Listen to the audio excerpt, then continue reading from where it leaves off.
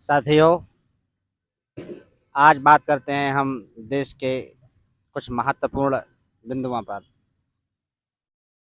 जिसमें सबसे पहले तो कहना चाहता हूं कि पिछले कुछ दिनों किस प्रकार से देश के चीफ जस्टिस ऑफ इंडिया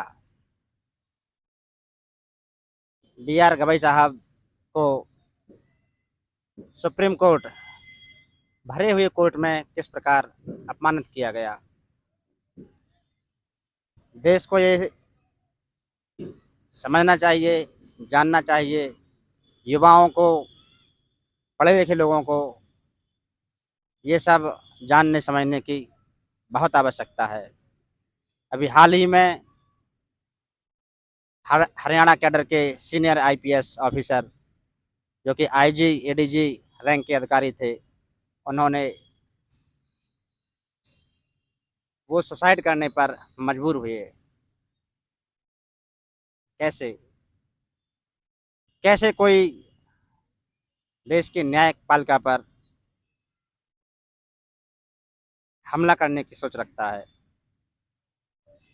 कैसे कोई भारत के मुख्य न्यायाधीश को अपमानित करता है? कैसे कोई मिलजुल कर हरियाणा के कई सीनियर आईपीएस, जिसमें वर्तमान डीजीपी और रोहतक जिले के एसपी और कई सीनियर आईपीएस और कई सीनियर आईएएस ऑफिसर मिलकर यानी संस्थागत रूप से उनको आत्महत्या करने पर मजबूर करते हैं। उनका शेड्यूल कास्ट से होना, दलित होना,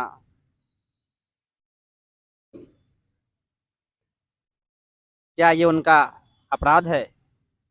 क्या ये उनकी गलती है? कितना लड़ा होगा वो इंसान, वो आईपीएस ऑफिसर, जिसको 13 से 15 लोगों ने मिलकर आत्महत्या करने के लिए मजबूर किया, और अब उनको गिरफ्तार भी नहीं किया जा रहा है।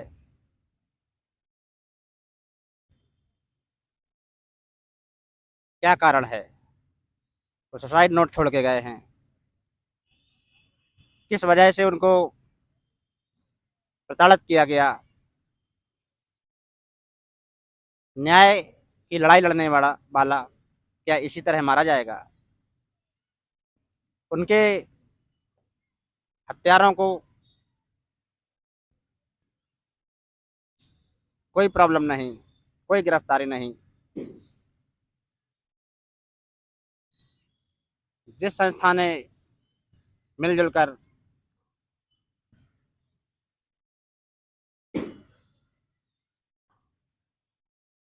आईपीएस ऑफिसर, आईजी रैंक के, उनको आत्महत्या करने पर मजबूर किया, वही सब मिलकर जो आरोपी हैं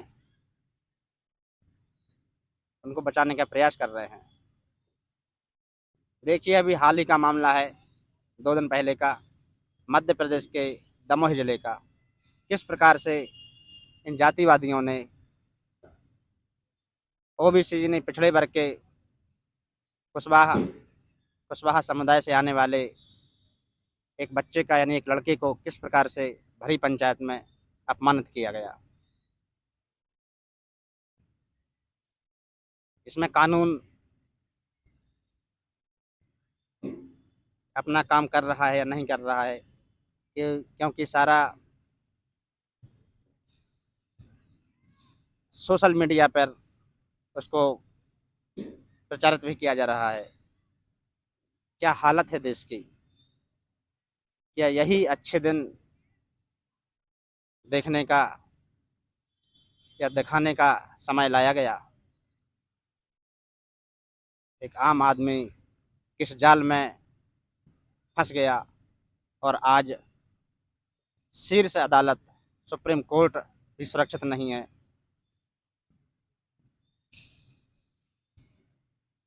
अखिल भारतीय सेवा के अधिकारी भी सुरक्षित नहीं हैं। आखिरकार क्यों? ये वो वर्ष है जहाँ किसी संगठन को 100 वर्ष 100वीं वर्षगांठ मनाने का समय है।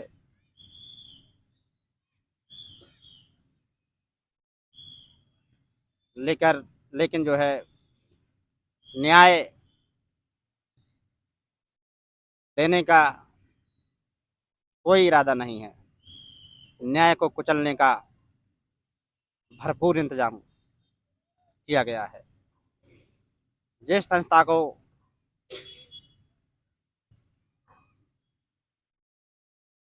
पिछले समय में बैन किया गया, कई कारणों से उस पर पाबंदी लगाई गई, आज देश के छोटे छोटे बच्चों को उसमें भर्ती किया जा रहा है, शामिल किया जा रहा है। क्या वो संस्था आईपीएस वाई पूरन कुमार जी को न्याय दिलाने के लिए आगे आ रहा है?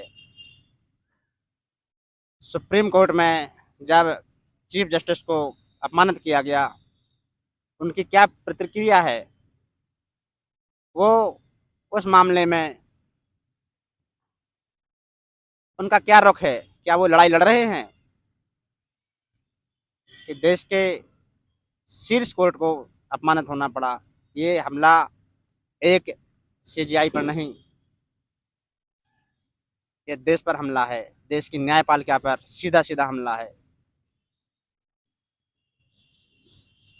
देश के युवाओं, देश की सामाजिक स्थिति को समझने की कोशिश करो, राजनीतिक स्थिति को समझने की कोशिश करो, आर्थिक स्थिति को समझने की कोशिश करो, सांस्कृतिक स्थिति को समझने की कोशिश करो। इस देश के कर्णधार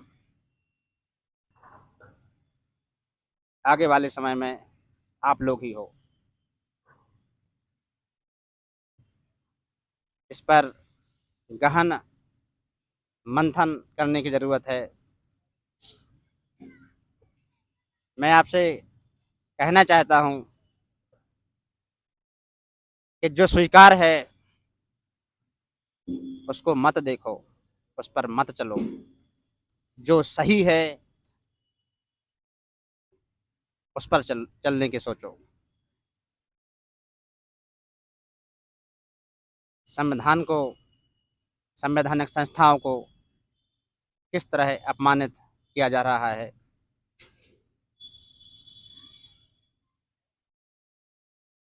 ये देश तुम्हारा है, इनको बचाने की जिम्मेदारी भी तुम्हारी ही है।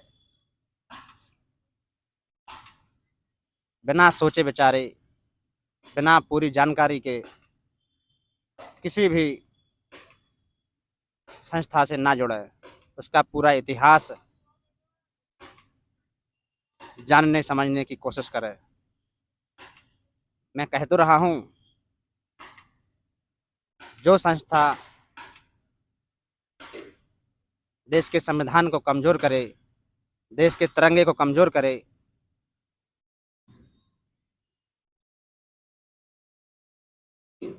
उसके बारे में सोचना चाहिए, उसमें शामिल होने के लिए सोचना चाहिए। तरह तरह से आपको भ्रमित किया जाएगा। मैं कह तो रहा हूँ फिर से, सुप्रीम कोर्ट पे न्यायपालिका को अपमानित किया गया। इस मामले में उस संस्था का रवैया क्या है? सीनियर आईपीएस ऑफिसर को सुसाइड करना पड़ा, इस पर उस संस्था की प्रतिक्रिया क्या है? देश के किसानों का दर्द पर उसकी प्रतिक्रिया क्या है? जब 700 किसानों को अपनी जान देनी पड़ी थी किसान आंदोलन में, 3 काले कृषि कानूनों को निरस्त करवाने में, तब इस संस्था क्या कर रही थी? क्या किसानों के पक्ष में थी? जब बेरोजगारी देश में बढ़ रही है, क्या ये संस्था बेरोजगारी की बात करती है? क्या ये संस्था निजीकरण के खिलाफ है? या ये संस्था पूंजीवाद को बढ़ावा दे रही है, जातिवाद को बढ़ावा दे रही है, तरह तरह से ओबीसी, एससी, एसटी, माइनॉरिटी को अपमानित करने का कार्य कर रही है, दबाने का काम कर रही है?